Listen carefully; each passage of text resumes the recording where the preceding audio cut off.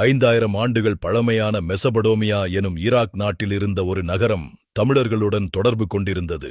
உங்களுக்கு தெரியுமா? அந்த நகரத்தின் பெயர்தான் ஊர். ஊர், லாகாஷ், கிர்சு, நினிவே போன்ற நகரங்களில் அகழ்வாராய்ச்சிகள் செய்யப்பட்டது. பிரிட்டிஷ் தொல்லியல் அறிஞர் சர் லியனார்ட் உல்லி ஊரை அகழ்வாராய்ச்சி செய்தார். அவர் கண்ட காட்சி உலகையே அதிர்ச்சிக்குள்ளாக்கியது.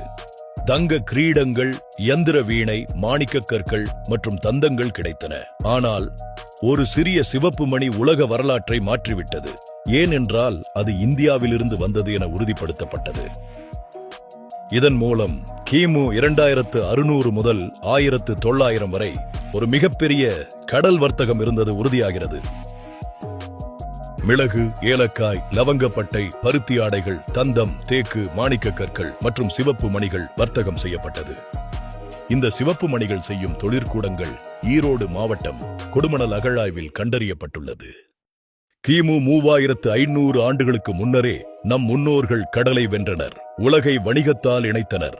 அவர்களின் மரபணு இன்றும் அந்த மண்ணில் கிடைக்கிறது.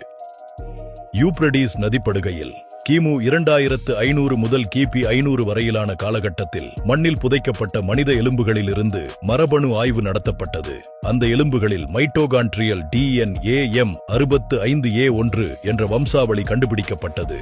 இந்த வம்சாவளி உலகில் ஒரே ஒரு இடத்தில் மட்டுமே காணப்படுகிறது, திண்டுக்கல் மாவட்டத்தில். ஆம், திண்டுக்கல் தமிழர்களின் முன்னோர்கள் மெசோபொட்டேமியாவில் வர்த்தகம் மட்டும் செய்யவில்லை, அவர்கள் ஒரு முழுமையான வாழ்க்கையை வாழ்ந்தனர். இங்கு கிடைக்கப்பெற்ற சிவப்பு மணிகள் சிந்துவெளி மற்றும் கீழடியை ஒத்திருக்கின்றன. இந்த அகழ்வாராய்ச்சி பணிகள் இன்னும் முடிவடையவில்லை. சர்வதேச ஆய்வுக் குழுக்கள் மீண்டும் அதிநவீன தொழில்நுட்பங்களுடன் ஆய்வுகளை தொடர்ந்து வருகின்றன.